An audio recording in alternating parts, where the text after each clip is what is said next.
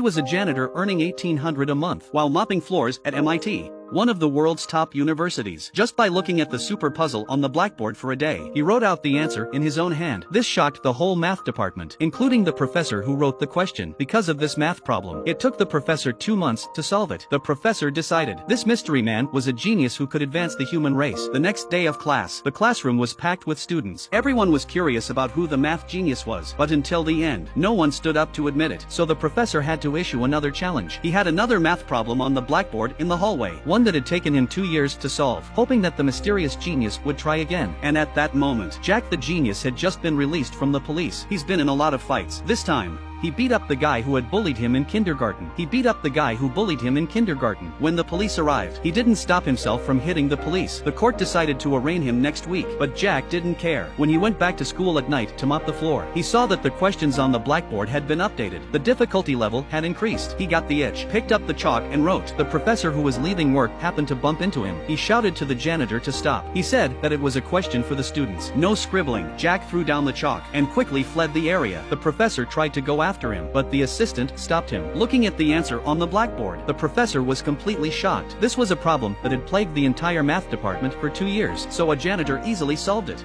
But the genius Jack was good at not only mathematics, he has a camera-like memory. Just by flipping through the book, and he could remember which page all the points were on. In the bar, a good buddy was hitting on a girl. He was publicly humiliated by a Harvard senior. Jack stands in front of his brother. You got that from Vickers.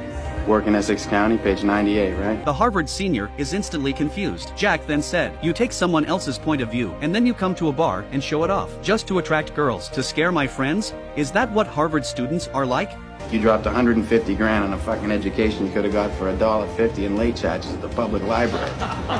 The man left in shame, and the way Jack crushed others in 3 minutes also successfully attracted the attention of Harvard female students. When he left, the female student took the initiative to leave her phone number. Look at the girl's smile. Jack was moved. When he was ready to go home, he saw the group of high school students across the street again, so he went up to them and knocked on the glass and flashed the phone.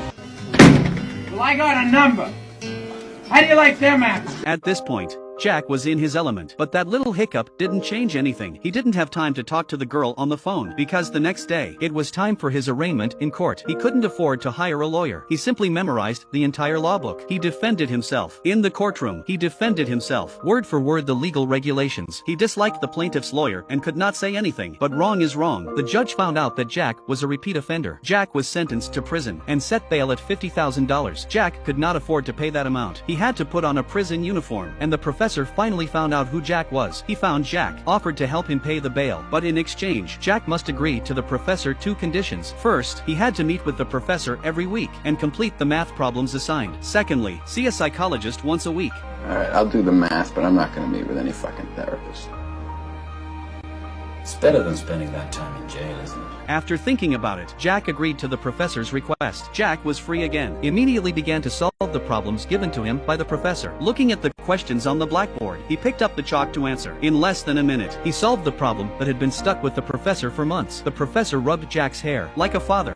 He felt proud, but when it came time for counseling, Jack was a different person. He would read the book written by the psychiatrist in advance of each session. When it came to counseling sessions, he first pretended to open up to the doctor. Then he would target the doctor's weaknesses. He would export. The psychiatrist slammed the door and left. This was a very effective move. 5 psychiatrists left in a row. The professor had to find his roommate from college, John. He was the best psychiatrist in all of Boston. After the professor pleaded with him, John agreed to help Jack with